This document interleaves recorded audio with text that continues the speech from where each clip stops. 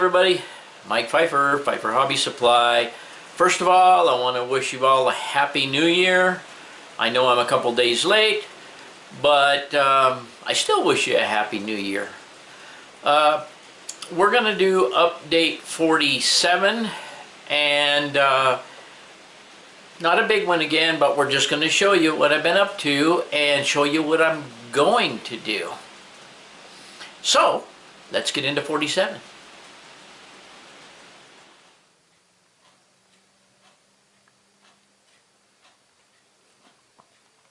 Okay, everybody. I put about 6 or 7 more trees, well, about 6 more trees down in here and up on top edge.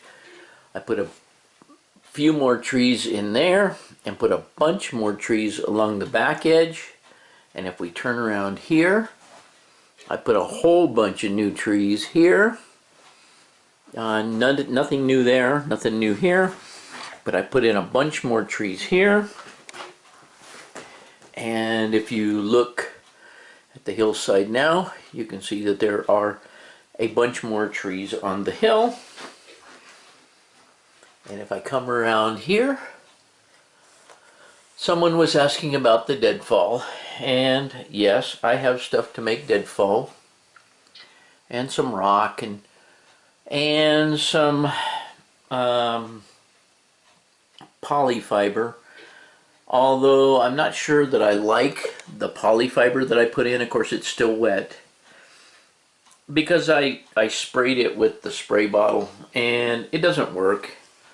I'm going to have to... at one time I had some cheap hairspray. And the best thing to do is spray the area you're going to stick it with hairspray while it's still damp. You stick the polyfiber down, get it where you want it, then you spray the polyfiber, then you sprinkle some whatever you want to use for leaves on there. Anyway, but I do have some polyfiber on there, and I will probably amend that whenever I get that far. But you can see that I pretty much have all the trees that I'm going to put up there. I still have, well, I'll show you what I have in a few minutes.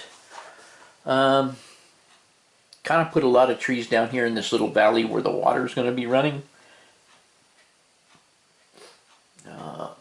As you can see, I put more on this hill. I blackened the rocks down here. A lot more trees along the edge of the back of the layout there. A lot more trees on this hill coming down. No other vegetation has been added yet, but there you have it. I have the track painted, I have the track ballasted, and I have it dyed with the black. And I dyed around the tunnel portals down there, and I dyed around the tunnel portals up here. I try and hide them somewhat. And if I keep coming around, you can see that I still put a bunch of trees along the edge on the back there, which I don't have a lot of space because that's almost straight up and down.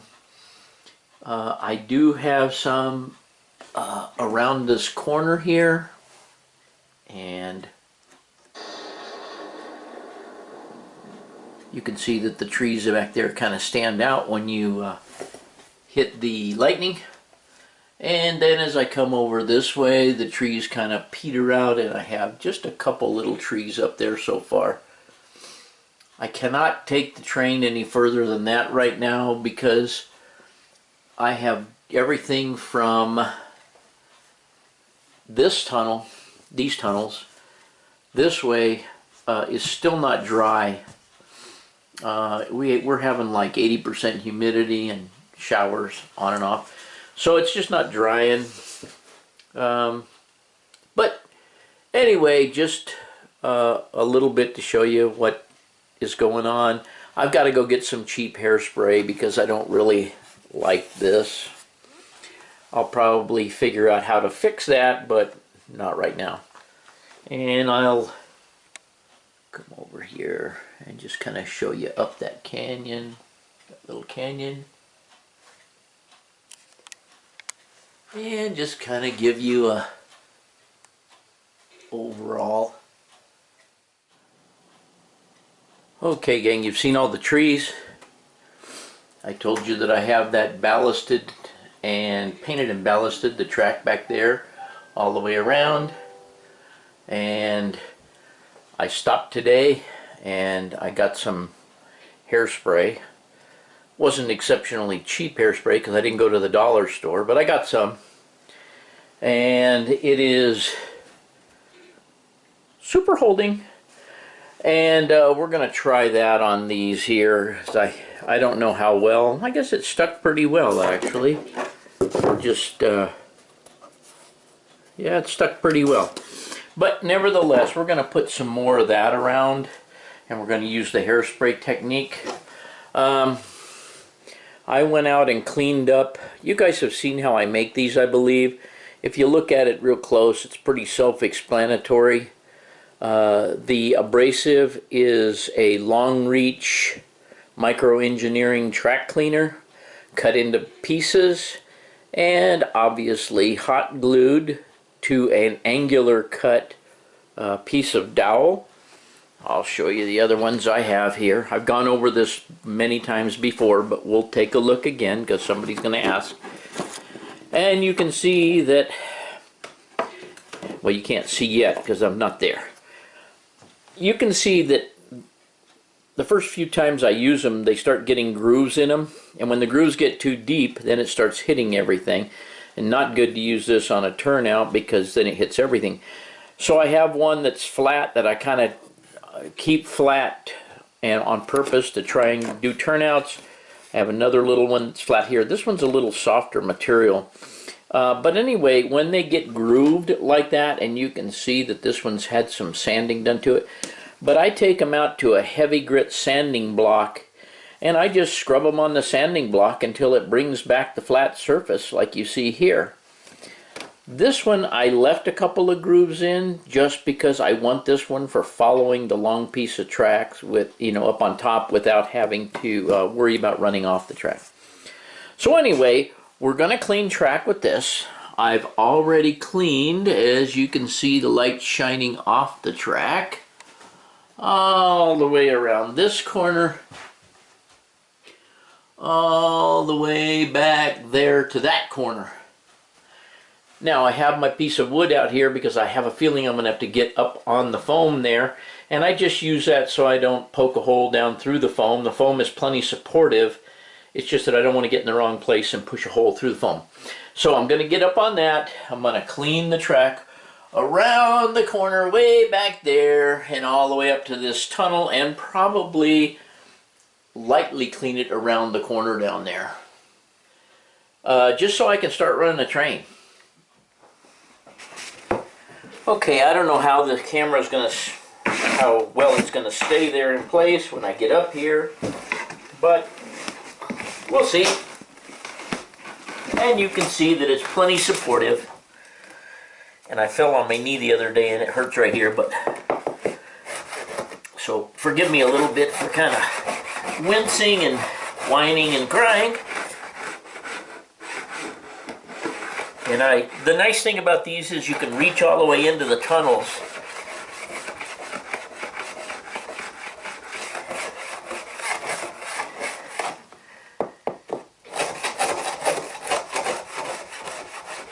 It's a pretty easy method to clean track.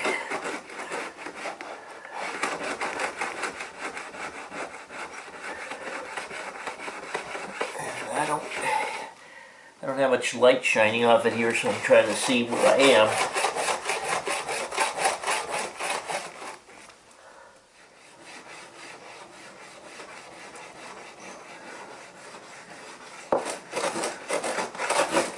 Well, we're doing good back here.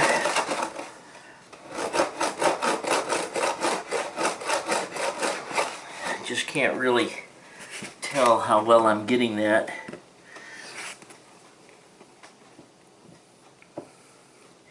It gets a little bit close back here, but it is what it is.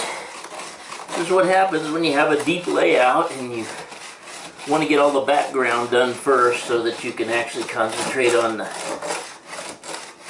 fun stuff, the buildings and so forth in the front of the layout that are easier to reach.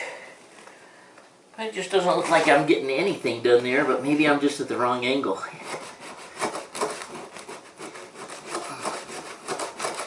Pretty heavy paint and glue back there. Oh, there I can see it now. I can see the light shining off it now. I can tell what I'm getting done.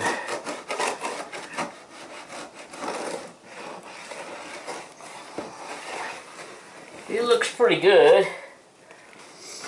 Let me see if I can get on around this corner just a little bit.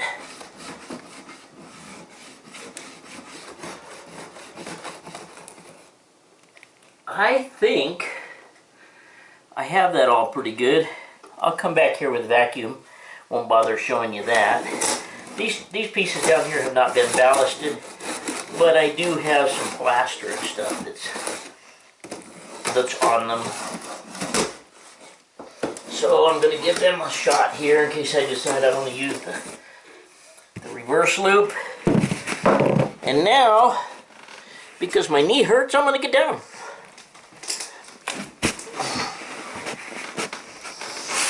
And I'm going to get back up, and I'm going to do right over there because I've got ground cover on there. But then I'm going to get on the other side over there, and I'm going to, I got a little section to clean over there, and just a little part of the track going into the mine, and I may work on the mine later today. Okay, everybody, I got all the track vacuumed, cleaned and vacuumed back there. We're going to try and run a train, see how it runs. And I only knocked over one tree, if you can imagine that. Came right off of that little crutch right up there, and I'm going to put it back. But I kind of ran the vacuum lightly over everything else, and everything else stayed in place. Woohoo! That's a good sign. That means I got it attached down pretty well. So, at this point, and I actually vacuumed all this off as well over here.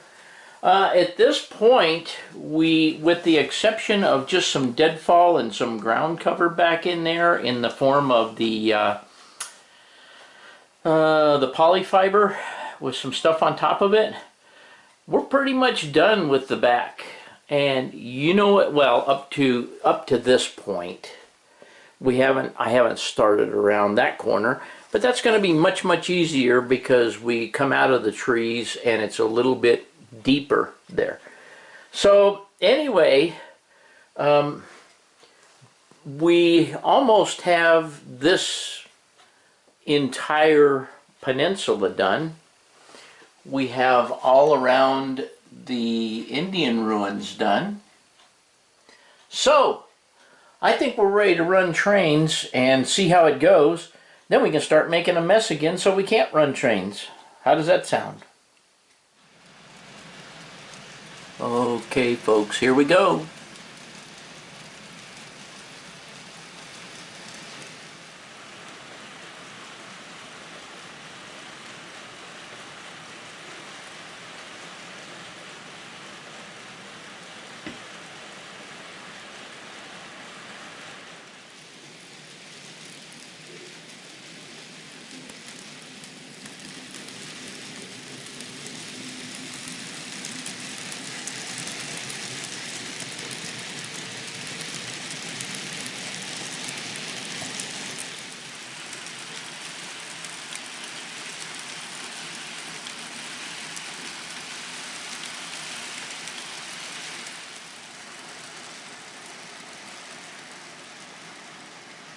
Ooh, I just love that train.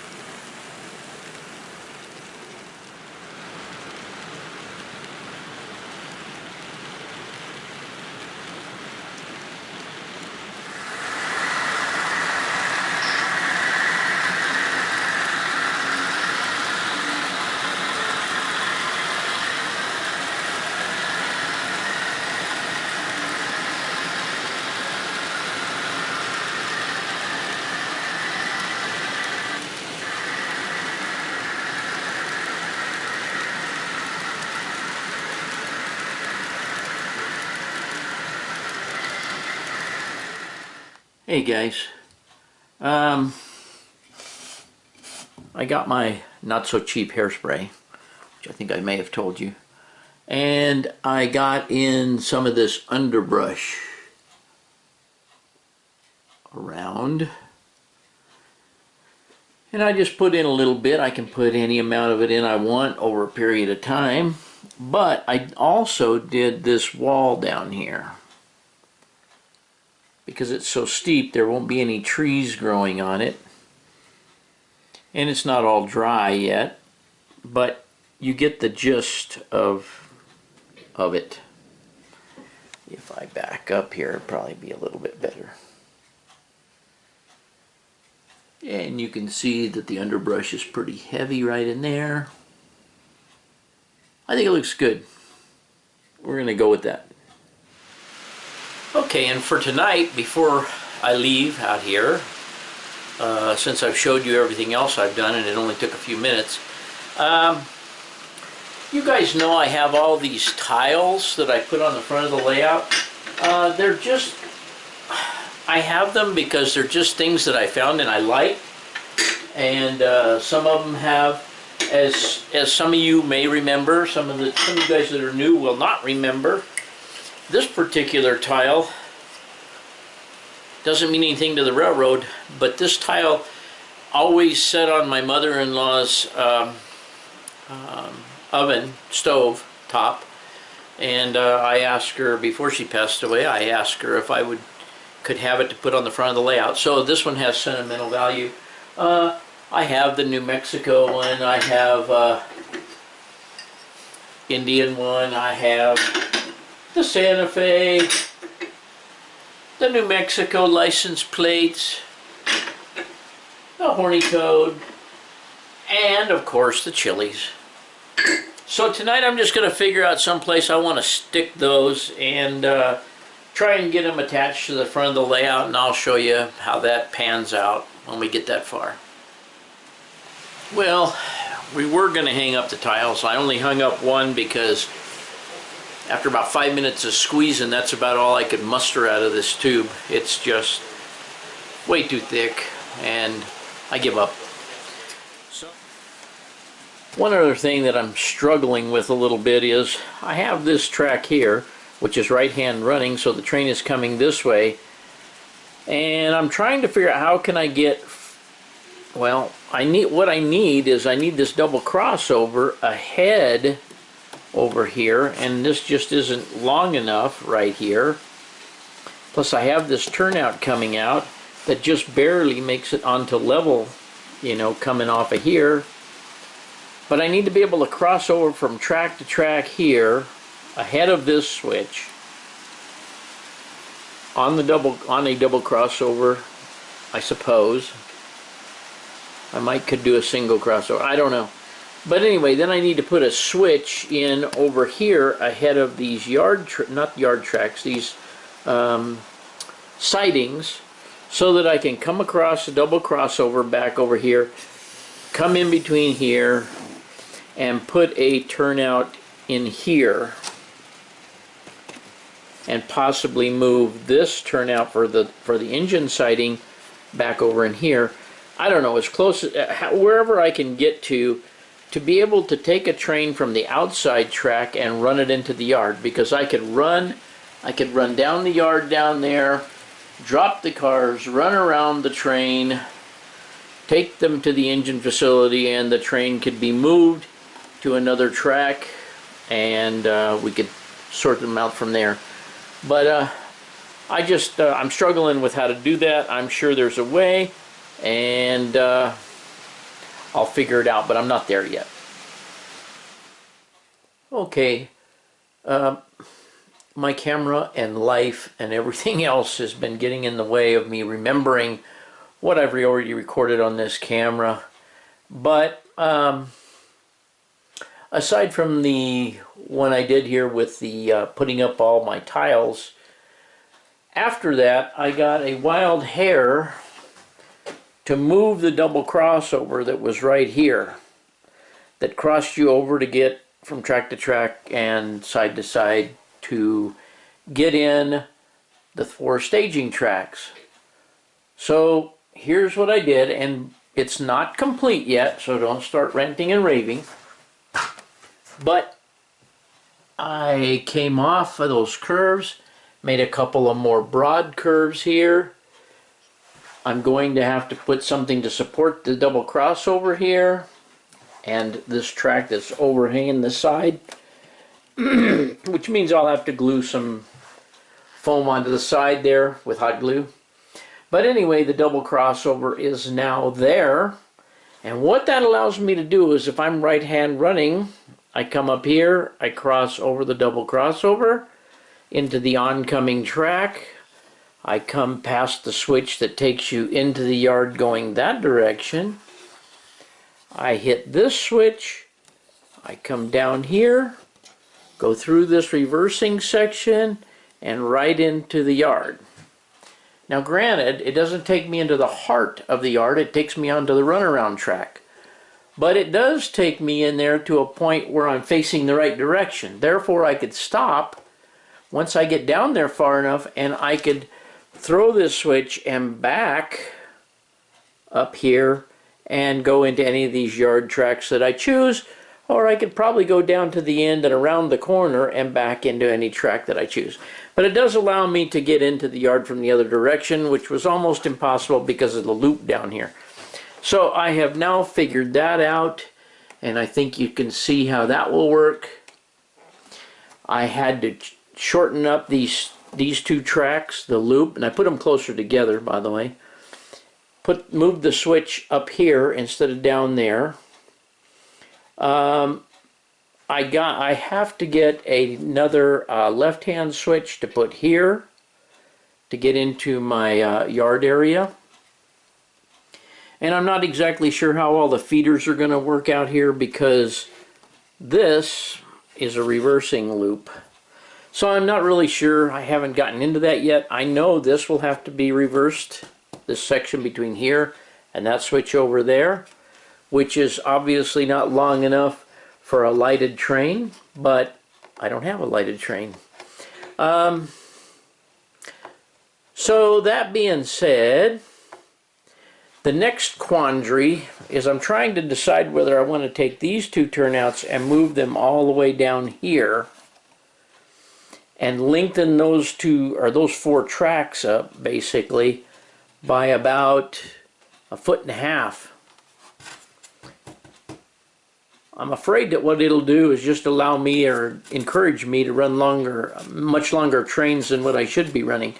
What I might do is just split the difference and get them down to about here, so that I can at least get a caboose on my coal train, my 18-car coal train, and possibly a second locomotive. As far as the freight trains go and the passenger train, I have 2 more cars for the passenger train. If I moved them down all the way down here, I could probably get those 2 cars on. I just haven't decided what to do here yet, but I'm probably going to move those turnouts down and extend these 4 tracks down this way. But haven't gotten that far, and that's going to be it for tonight. Okay, everybody, hope you enjoyed 47, and just a little bit of stuff going on here. Some of it, as you saw, was taking place this evening. Some of it I've done in the last couple days, and some of it I haven't done at all.